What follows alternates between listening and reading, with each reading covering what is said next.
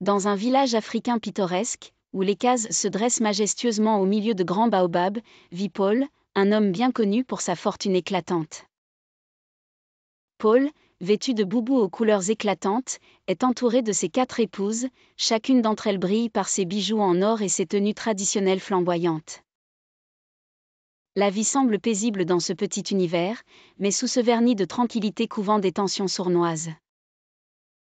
Fatou, la benjamine des épouses, est la plus envieuse de toutes. Sa beauté est aussi éclatante que ses colères sont redoutables. C'est elle qui passe le plus de temps avec Paul, bénéficiant de son affection manifeste et de ses largesses. Cependant, un nuage sombre obscurcit bientôt cette idylle.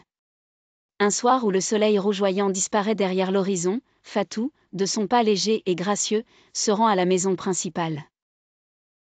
Elle découvre avec effroi son mari en compagnie d'une autre femme. La jalousie, vive et brûlante, envahit son cœur. Sans un mot murmuré à ses sœurs épouses, elle se retire, la rage résonnant dans toutes les parcelles de son être. Les jours passent, mais le grondement en elle ne faiblit pas. Elle décide d'agir et conçoit un plan perfide, poussée par cet élan de vengeance auquel elle ne peut résister. Dans une nuit où les tambours résonnent au loin, Fatou franchit le pas de l'irréversible.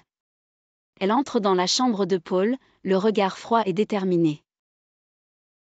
La suite, elle seule l'avait deviné dans ses rêves fiévreux. Au matin, la nouvelle parcourt le village avec l'insaisissable rapidité du vent. Paul, autrefois installé dans le confort de son empire, est désormais réduit à une ombre de lui-même. Son cri de douleur demeure suspendu dans l'air, écho des conséquences tragiques de son insouciance et de sa trahison. Les épouses, conscientes de l'inéluctabilité du sort qui s'abat sur leur vie dorée, regardent Fatou avec une profonde perplexité, mélange de crainte et de respect.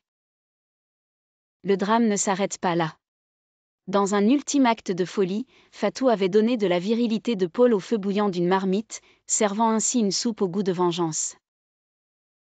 Pourtant, son acte n'aura pas les répercussions escomptées, au lieu de satisfaction, c'est un gouffre de regret et de solitude qui l'engloutit. Le village, autrefois animé par les histoires de la richesse de Paul, devient peu à peu le théâtre silencieux de rumeurs amères.